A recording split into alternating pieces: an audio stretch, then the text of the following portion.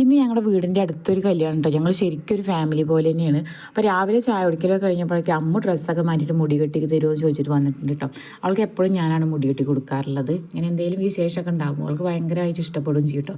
അപ്പോൾ ഇന്നും അതേപോലെ ഞാൻ മുടിയൊക്കെ കെട്ടി കൊടുത്തു. അവൾക്ക് നല്ല ഇഷ്ടപ്പെട്ടു. അത് കഴിഞ്ഞിട്ട് അച്ചു വന്നു കേട്ടോ. അവൾ പിന്നെ അവൾ തന്നെ മുടിയൊക്കെ കെട്ടി സെറ്റായിട്ട് വന്നത്. പിന്നെ സൈദ സാരി എടുക്കാൻ വേണ്ടി വന്നിട്ടുണ്ടായിരുന്നു. പിന്നെ ഞാനും റെഡി ആയിട്ട് ഞങ്ങൾ ബസ്സിനാണ് പോണത്. അതുകൊണ്ട് തന്നെ കറക്റ്റ് സമയത്തിന് ഇറങ്ങിയിട്ട് ബസ് വന്ന് നിൽക്കുമ്പോഴാണ് ഞങ്ങൾ ഓടി വരുന്നത്.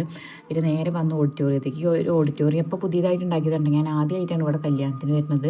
ആദ്യം തന്നെ വന്നിട്ട് ഒരു വെൽക്കം ഡ്രിങ്കാണ് എടുത്ത് കുടിച്ചു. പിന്നെ അതാ ഞങ്ങൾ ഉള്ളിൽ കയറിയിട്ടോ. ഞങ്ങൾ കുറച്ച് നേരത്തെയോ എന്നൊരു സംശയമുണ്ട്. ചെക്കൻ വരുന്നേ ഉണ്ടായിരുന്നുള്ളൂ. പിന്നെ അവിടെ പൂജയൊക്കെ തുടങ്ങിയിട്ടുണ്ട് കേട്ടോ. അപ്പോൾ അവിടേക്ക് ചെക്കനൊക്കെ വന്ന് ഞങ്ങൾ ഇരുന്ന് സെറ്റായിട്ടുണ്ടായിരുന്നുള്ളൂ. ആൾക്കാരൊക്കെ വന്നപ്പോഴേക്കും ഇതാ പെണ്ണും വരുന്നുണ്ട്. ഡാൻസൊക്കെ ആയിട്ടാണ് വരുന്നത്. പിന്നെ പെണ്ണും വന്നു കഴിഞ്ഞ് പിന്നെ കെട്ടൊക്കെ കഴിഞ്ഞപ്പോഴേക്ക് ആൾക്കാർ കുറച്ച് ദിവസം ആൾക്കാരിങ്ങനെ പോയി ഭക്ഷണം കഴിക്കാൻ തുടങ്ങി. പിന്നെ കുട്ടികൾക്കൊക്കെ ബോറടിക്കാനപ്പോൾ ഞങ്ങൾ വെറുതെ പുറത്തേക്ക് ഇറങ്ങി നോക്കിയതുകൊണ്ട് നല്ല വെയിലായിരുന്നു. പക്ഷേ നല്ല പൂക്കളും ഇതൊക്കെ ആയിട്ട് നല്ല ഭംഗിയുണ്ടായിരുന്നു കാണാൻ വേണ്ടിയിട്ട്. ഞങ്ങൾ കുറച്ച് ഫോട്ടോസൊക്കെ എടുത്തു കേട്ടോ. പിന്നെ അതാ പെണ്ണും ചെക്കനും ഫോട്ടോ എടുക്കാൻ തുടങ്ങി. ഇപ്പോൾ ഞങ്ങളും കയറി ഫോട്ടോ ഒക്കെ എടുക്കൽ കഴിഞ്ഞു. ഫോട്ടോ എടുക്കൽ കഴിഞ്ഞാൽ പിന്നെ മെയിൻ പരിപാടി ഭക്ഷണം കഴിക്കലാണല്ലോ.